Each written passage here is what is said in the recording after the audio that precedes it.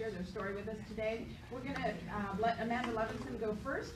Amanda's been in our area just about a year, no, not quite a year, no, maybe not even 6 months yet. Yeah, they moved down from Philly last fall, and I met Amanda at one of the American Underground happy hours. She arrived just in time with her startup needs list, and once you hear about it, you'll understand that she arrived just when Hurricane Florence hit. And so she was able to talk about beta. That was perfect, actually, you know, and good reasons. So with that, Amanda, come up and share the story of needs list. Thank you. You're welcome. Thank you. Thanks. I don't know why nobody wanted to come here this morning and talk about crisis response. It's so exciting. Like start off the new year talking about all the natural and you guys hear me? Yeah. It's working. And man-made disasters that we're experiencing around the world. So thank you guys for having me. I'm really excited to talk about Needs List and what we're doing here. Needs List is a real-time needs registry for crisis response. I don't really know where to stand here because I get like long. Yeah, that's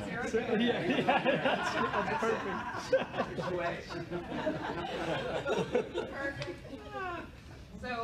So our vision is really to increase the speed and efficiency of crisis response by aggregating needs in real time from the ground so that various stakeholders have tangible ways of helping.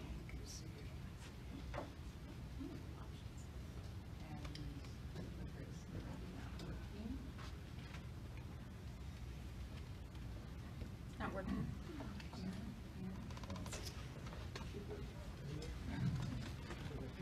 Did you plug it in? Yeah, I think that's the magic. I can still keep dancing. Yeah. Exactly. We got a song. This is only my second time to research Triangle Park. Oh, very good. In this area. Good. Was anybody else at the IBM Call for Code event?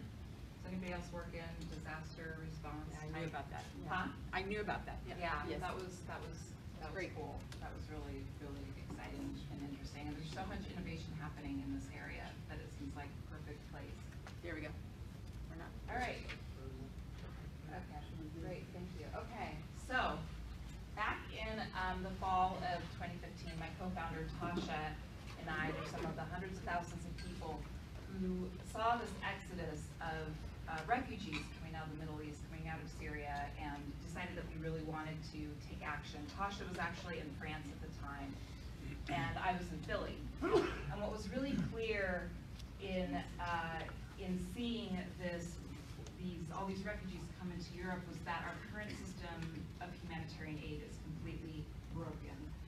Governments and big international NGOs could just not handle the flows. They could not handle even the basic needs of refugees as they were coming over. But one of the most exciting things that happened is that there was this emergence of thousands of small and grassroots organizations, and Tasha was one of the folks who started one of those in France, that's quickly started doing some of the most effective refugee aid work in Europe. These are people who were and continue to be the ones largely responsible for taking refugees out of the water, clothing them, feeding them, providing them with basic medical care. But their challenge was that the needs were constantly changing, and they didn't have a way to communicate those needs in real time with their supporters. So they were using workaround tools like Facebook pages and WhatsApp groups and Word docs, and this created so much waste and inefficiency and confusion and duplication of efforts. We know from our research, our field research, that up to 2/3 of in-kind supplies after any disaster, whether it's human-made or man-made disaster, end up being tossed out because the items are just, they arrive too late, they're no longer needed, they're the wrong things. Closer to home, I got to see this up close firsthand in North Carolina. Arrived here a few weeks before Hurricane Florence hit. And it was the same situation. So whether you're talking about large government organizations or organizations that are specifically tasked with disaster relief, in this case in North Carolina, these were communities, you guys probably remember, dozens of towns in eastern North Carolina that were completely cut off from road access. And so I was on these calls, and for up to a week after the hurricane hit, everybody was saying, these large organizations were saying, what are the needs? Who knows what the needs are? What are the needs? And by the way, they were all trying to coordinate these efforts on freeconferencecall.com. So, but what was astonishing was to see, again, this grassroots response from day one. There were community-based organizations and grassroots organizations in these communities that were communicating needs up to Raleigh-Durham. An organization called Operation Airdrop had mobilized 300 volunteer pilots to fly their own planes into Raleigh-Durham. They were collecting supplies from the community and flying them into these communities that had been cut off. But there was the same challenge. The needs were constantly changing. They didn't have an easy way. These groups did not have an easy way to communicate their needs in real time. And so this is really the problem, that we have this aid system that is really in need of aid. It's old. Our humanitarian aid system has fundamentally not changed in 70 years since it was established after the end of World War II. And as a FEMA employee recently told me, as far as disaster response, nothing has changed since Katrina. They keep repeating the same mistakes over and over again. And fundamentally, there just aren't tools to communicate or understand what needs are in real time in crisis. And so this is why we created Needs List. Needs List is a real-time needs registry that connects the needs of local NGOs and frontline responders to donors, the private sector, government, anybody who can help meet those needs. And here's how it works. So NGOs and first responders post their list of needs to the Needs List platform. And then those lists are shared out with stakeholders who can meet those needs. For individual donors, they can purchase supplies right through our platform from in-country local suppliers, so supporting local economies. And those items are delivered right to the NGOs who need them. And then the system updates the needs in real time. One of the things that I'm most excited about is, we're building Needs Lists not just for the crises of today, but for the inevitable disasters and this growing displacement of tomorrow.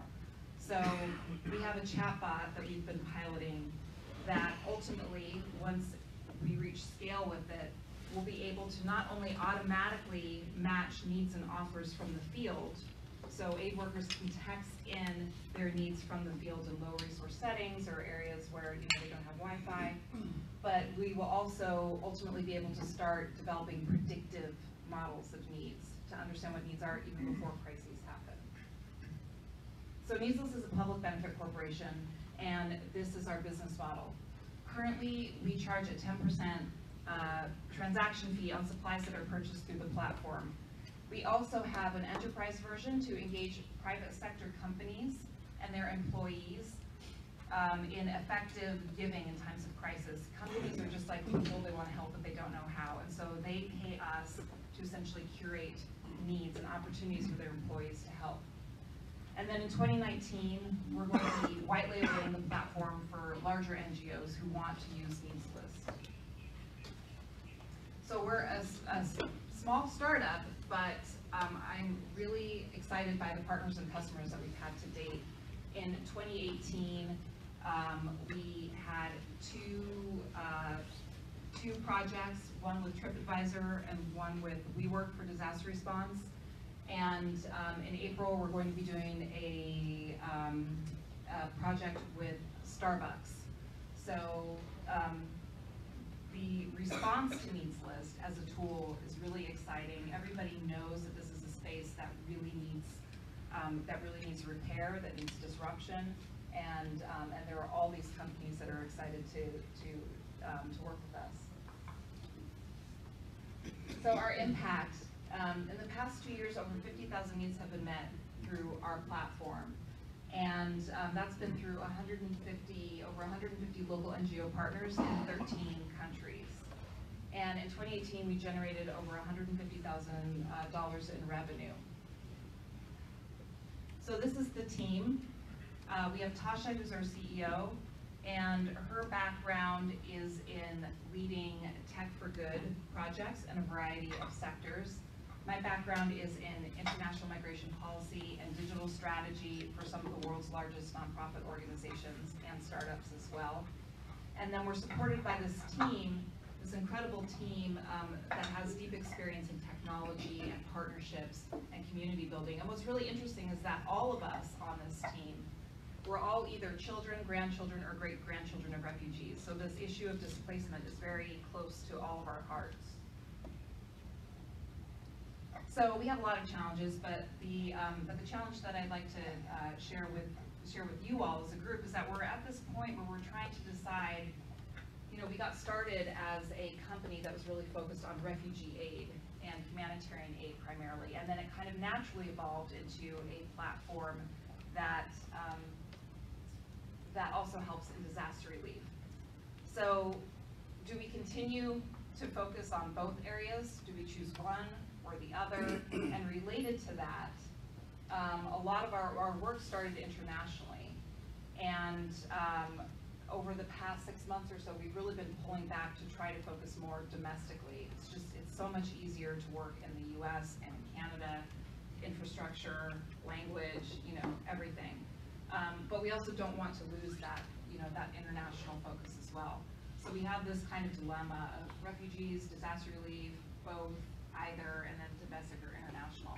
And then my ask for you all is, so we're new here, just moved here in August, and I have one other team member here, but we really don't know, because we've been heads down in the hiring and seed round and all this and disaster relief and everything with the 2 hurricanes, we just really have not gotten plugged into the local community very much. So we're looking for mentors, we're looking for who should we be talking to, we're looking for folks who can really help us grow roots here in North Carolina.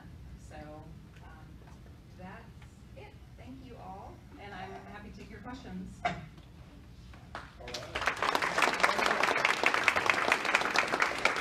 right, we're going to use the cue ball. So just remember, for those who are new, this is another one of our startups in the 1MC community who is currently at CES hawking his wares, right? But it's a tossable microphone, so have fun with it, right? Don't knock anybody out, but definitely please toss it. Don't get up and walk, right? Be ready to catch it, too. It's coming at you. Hey, I have so many questions, actually. It's so silly, I'm sorry. Is it better if I, You get used to it. I think glad you didn't have to present with it, right? So, I'm going to give like 2 different questions. They're on totally different sides, but one is how do you guys deal with low or intermittent or inaccessible bandwidth and communications in disasters? The other piece was losing my mind. Oh, I'm curious about kind of the logistics and delivery. So if somebody can go on your website and meet the needs, as you say, and they're giving you money, and I assume you're going out and getting those supplies, how does that then get to the people who need it? And that, to me, speaks a lot to do you stay domestic or international, and some of those pieces, because I think if I'm giving you those dollars now, like how long does it take for that to get there? Mm-hmm. Right. Good question. So we haven't really had to deal with the low bandwidth settings yet, but this is part of our, part of what we're testing the chatbot. Yeah, don't knock anybody Part of the out, reason though. for the chatbot and testing the chatbot is that as long as somebody has access to a cell phone, they'll be able to text in their needs into the chatbot. However, and we haven't tested it in settings like what happened in Florida, where there was nothing, there was no cell phone reception or anything like that. We do have a supplier partners that do have mesh networks and to be able to provide those to some of the aid workers and frontline responders to kind of quickly set up those networks, but we're not really. But that aspect of our business has not really been tested yet. That's something that we're going to be testing in the second quarter here, I think. So that's that. And then as far as the logistics, the way that it works right now, not in the U.S. In the U.S., it's supplier supplier relationships are pretty easy. You essentially just find a supplier for whatever the bulk item is, and you put in the order, and then they're delivered. In Greece and Western Europe, which is where we've been piloting needs list, we asked the NGOs who they're already working with on the ground, because they already have relationships with the suppliers, and then we're able to negotiate bulk discounts with those vendors for supplies. And then people purchase the items through needs list, and once a certain number have been purchased, we send the supplier an invoice and they deliver them. So we get delivery, so we get the shipping confirmation when they go out from the supplier's warehouse, and then delivery confirmation when the items arrive to the NGO. We haven't had an issue at all, but we're also not considering expanding that model right now into other geographies aside from Western Europe. It's pretty challenging. We actually did do some work in Uganda with local suppliers, and that was actually pretty successful too. But the biggest challenge is international banking, and our account gets flagged all the time, especially if you get like humanitarian aid, refugees, like forget it, So that's actually a bigger challenge than working with local vendors, is the banking. So when people put a need in, how do you determine the legitimacy of the need? And then also, how do you avoid duplicates? Right. Yeah, that's a good question. So, so all of the NGOs that are on our platform. I'm sorry to interrupt. You want to click your screen so your contact information can be viewed. Yeah, all of the NGOs that are on our platform are vetted.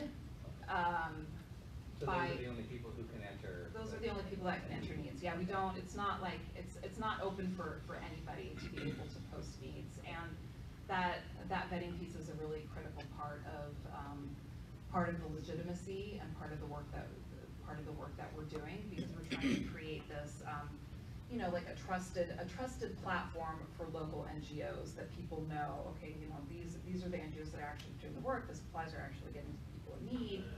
Et cetera, et cetera. There was another part? And avoid duplicates. Oh, avoid duplicates. 1,000 sleeping bags, you need 1,000 sleeping bags. Right. 2,000, or is that the same need? Right. Twice. Yeah, that's part of the, so this is gonna be part of what so right now it's not an issue at all in Greece, because the local NGOs are they all kind of work together and solicit goods together, and also the needs are sadly kind of endless. So even if they're asking for 2,000 sleeping bags, like they're gonna, they will need those. But that becomes a bigger challenge in disaster relief and response contexts here. So we saw this happen a lot with the Florence response, and this is something that I think that our platform can really help with, because if we're aggregating the needs from the field into a database, and it's a database that's open for NGOs and everybody to view. Okay, well here's where the needs are, and then they can claim those needs and say, okay, we're the ones that are working on this. Then that's going to be the thing that really reduces that duplication of efforts, and it's a key value of our platform. Yeah. And it seems as though it would also show how many sleeping bags they've already. Yes, exactly. Done. So they know we already have this. So. Exactly. Yeah, Okay. and we know that is a huge pain point right now. Yeah. Yeah. Any other questions? We got one back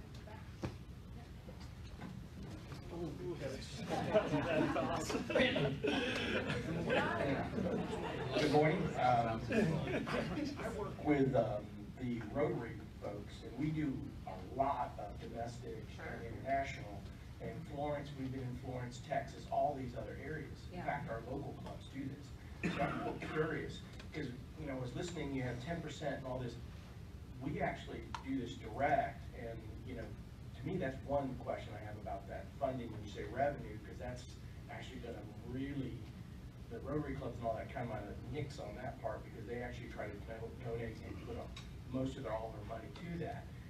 We do a program called Operation Barbecue, which actually we send people down to support those. Oh, yeah, we know. Yes, it's big time. That's awesome. So, yeah, so I'm real curious, how would you partner, because there's some tremendous groups. Yeah. The Baptist Men's another one I Yeah. know of, so that you could actually join forces, because I see this as a bonus, because it's, Yeah. there's things that we need and other groups need, that type of support, and you could leverage some of that. So how are you gonna kind of maybe work with them, and then, you know, some of them might frown on the fee part, Sure. or the amount. I mean, you have to have something to work, you know, that. And that's my kind of question, because there's a lot of groups doing this stuff. Right.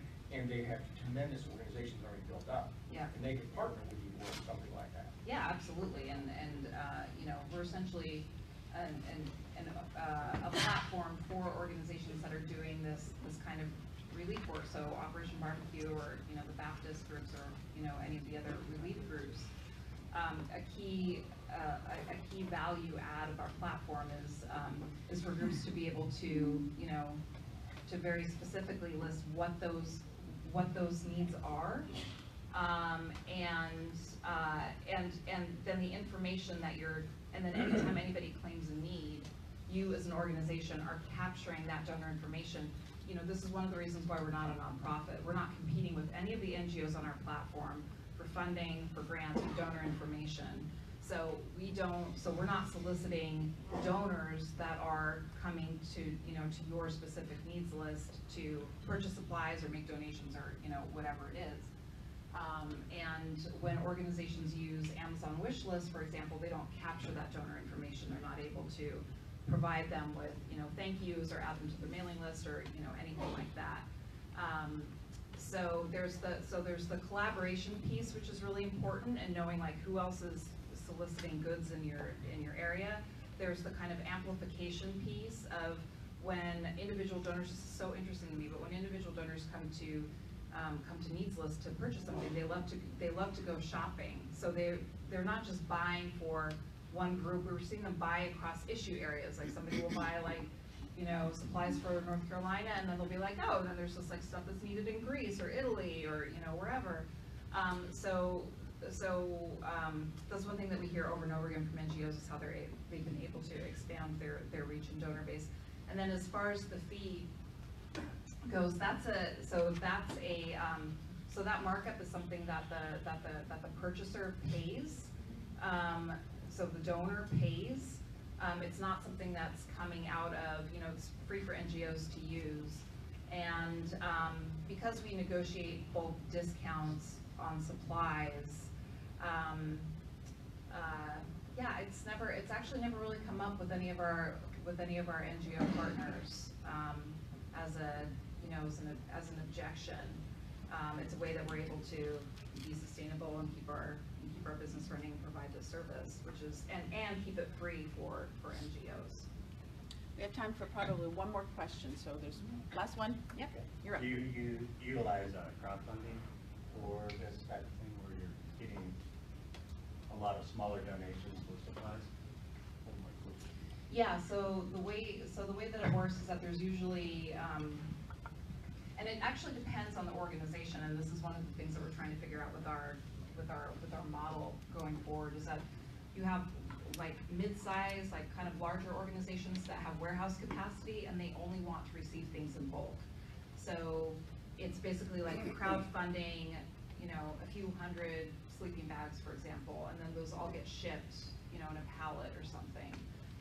And then there are other organizations that are smaller that don't have that kind of capacity, where they're just like, we don't care, like we'll receive things one-off, as, you know, from like Amazon, or, you know, several at a time. It doesn't really matter to us. So we're trying to figure out, okay, like drop shipping one at a time versus like the pallet, you know, like crowd buying thing. So it actually gets pretty complex logistically. Yeah. All right. Give it up for Amanda. Yeah, exactly.